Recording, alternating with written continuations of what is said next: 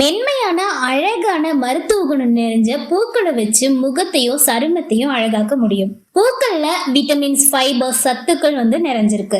ஈஸியான முறையில குறைஞ்ச செலவுல முகத்தோட அழக பூக்களால பாதுகாக்கலாம். இன்னைக்கான வீடியோல சருமத்துக்கு அழகு தரும் பூக்களை பத்தி நாம தெரிஞ்சுக்கலாம். இப்ப நாம ஃபுல்லா பாருங்க, கண்டிப்பா ரொம்பவே யூஸ்ஃபுல்லா இருக்கும். அதுக்கு முன்னால வீடியோக்கு ஒரு லைக் பண்ணிட்டு உங்க ஃப்ரெண்ட்ஸ் அண்ட் ஃபேமிலிக்கும் ஷேர் பண்ணிக்கோங்க. அண்ட் நம்ம சேனலை மறக்காம சப்ஸ்கிரைப் பண்ணிக்கோங்க. அப்பதான் சேனல்ல அப்லோட் பண்ணக்கூடிய ஹெல்த் அண்ட் பியூட்டி டிப்ஸ் பத்தி உங்களுக்கு ரெகுலரா தெரிய வரும். ஃபர்ஸ்ட் ஒன் ரோஜா. இன்னும் இன்றைக்கு அழகு சாதனங்கள் எல்லாத்துலயும் ரோஜாவோட பங்கு அதிகமா இருக்கு. ரோஜாவோட நிறம் கிடைச்சா நமக்கு ரொம்ப ஹாப்பியா தானே இருக்கும். வாங்க எப்படி யூஸ் பண்றதுன்னு சொல்றேன், டிப்ஸை ஃபாலோ பண்ணிக்கோங்க. ரோஜா இதழை பறிச்சு நிழல்ல உலர்த்தி பொடிச்சு வச்சுக்கணும். ரோஜா பொடி 4 ஸ்பூன், வெந்தய பொடி 2 ஸ்பூன், தயிர் தேவைக்கூட சேர்த்துக்கோங்க. இந்த மூணையும் பேஸ்ட் மாதிரி மிக்ஸ் பண்ணிட்டு ஃபேஸ்ல அப்ளை பண்ணி 15 மினிட்ஸ் கழிச்சு முகத்தை கோல்டு வாட்டர்ல கழுவணும். இதனால முகத்துல இருக்க தழும்புகளும் கரும்புள்ளிகளும் நீங்கிரும். முக்கியமா கரடு முரடான முகம் பளபளப்பா பளிச்சுன்னு இருக்கும்.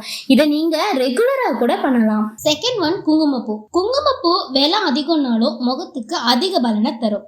டஸ்ட்டு, பருக்கள் நீங்க குங்குமப்பூவை யூஸ் பண்ணலாம். 10 குச்சி குங்குமப்பூவை எடுத்து பாலில் ஊற வச்சு அரைச்சு முகத்துல தடவி வரதுனால முகம் பளபளப்பாகும். கண்களை சுத்தி, உதட்டை சுத்தி அண்ட் முகத்துல கருமை அதிகமா இருக்க இடங்கள்ல நிறைய அப்ளை பண்ணி அரை மணி நேரம் ஊற வச்சு ஃபேஸ் வாஷ் பண்ணா பிளாக் மொத்தமும் ரிமூவ் ஆகி முகம் ஃப்ரெஷ்ஷாக பிரைட்டாக இருக்கும். இதை நீங்களே ரியலைஸ் பண்ணுவீங்க.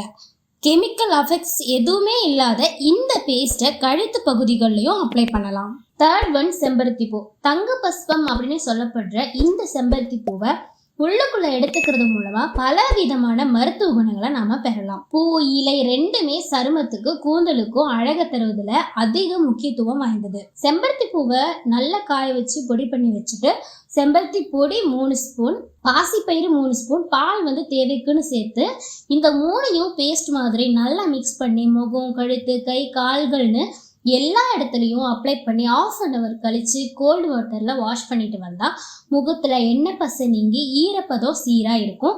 அண்ட் சருமம் புத்துணர்ச்சியோடையும் முகத்துல தனி அழகும் இருக்கும். ஃபோர்த் ஒன் மகிழம் பூ.